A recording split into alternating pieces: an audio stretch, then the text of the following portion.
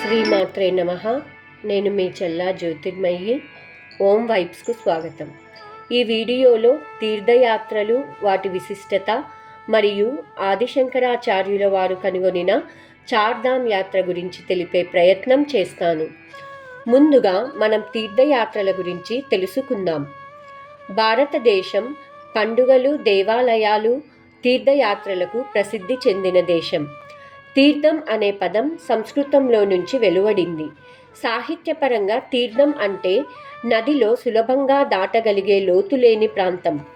ఇంకా స్పష్టంగా వివరించాలంటే తీర్థయాత్ర అంటే నదిని దాటి తీర్థానికి చేరుకోవడం, బాహ్య ప్రపంచాన్ని వదిలిపెట్టి ఆధ్యాత్మిక ప్రపంచంలోకి ప్రవేశించడం. అంతేగాని వినోదం కోసం చేసే ప్రయాణం కాదు.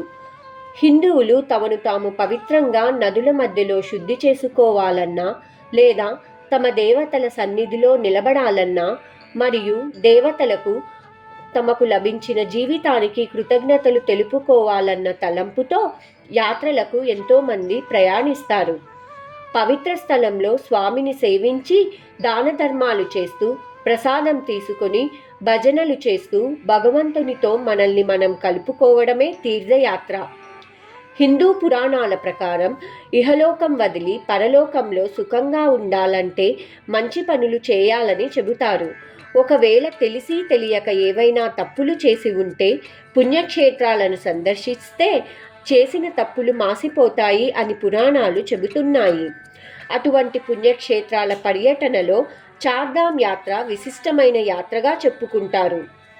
ఇప్పుడు చార్ధామ్ యాత్ర గురించి క్లుప్తంగా తెలిపే ప్రయత్నం చేస్తాను. పూర్వం 8వ శతాబ్దంలో ఆదిశంకరాచార్యుల వారు దేశాటన చేస్తున్న తరుణంలో ఈ చార్ధామ్ యాత్రలను కనుగొన్నారు. చార్ధామ్ అనగా 4 పుణ్యక్షేత్రాలని అర్థం. ఈ 4 పుణ్యక్షేత్రములు ఏవనగా, మొదటిది తూర్పున ఉన్న ఒడిశా రాష్ట్రంలోని పూరీ జగన్నాథ స్వామి ఆలయం. రెండవది దక్షిణాన ఉన్న తమిళనాడు రాష్ట్రం రామేశ్వరంలోని రామనాథస్వామి ఆలయం. మూడవది పశ్చిమాన ఉన్న గుజరాత్ రాష్ట్రం ద్వారకాలోని ద్వారకాధీశ్ ఆలయం. నాలుగవది ఉత్తరాన ఉన్న ఉత్తరాఖండ్ రాష్ట్రంలో బద్రీనాథ్ ఆలయం. భారతదేశం భిన్నత్వంలో ఏకత్వంగా ఉండాలని ఆదిశంకరాచార్యులు ఈ యాత్రను ఉద్దేశించారు.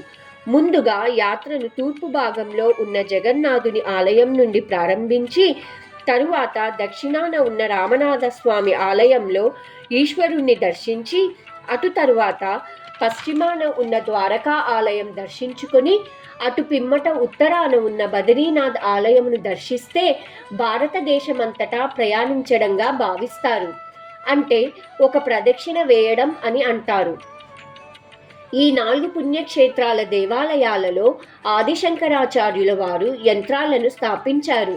యంత్రాలు బ్రహ్మాండ శక్తిని కలిగి ఉంటాయి. దీనివల్ల ఆ ప్రదేశంలో దైవశక్తి ప్రభావం ఉంటుంది. ప్రతి పుణ్యస్థలము ఒక యుగాన్ని సూచిస్తుంది.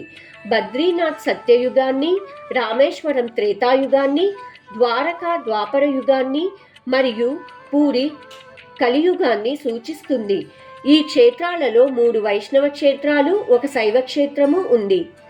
ఈ చార్ధామ్ యాత్రలో యాత్రికులు ప్రకృతిలో లీనమైన భగవద్ దర్శనం పొందుతారు.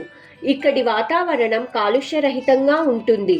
భక్తి మనసుని శుద్ధి చేస్తే ఇక్కడి పర్యావరణ నీళ్లు శరీరాన్ని శుద్ధి చేస్తుంది. 4 దిక్కులు కలిగి ఉండే ఈ యాత్ర వివిధ ప్రజల జీవన విధానం, వారు ధరించే దుస్తులు, ఇతర నమ్మకాల గురించి యాత్రికులు తెలుసుకుంటారు. ఇది ఈ చార్ధామ్ యొక్క విశిష్టత.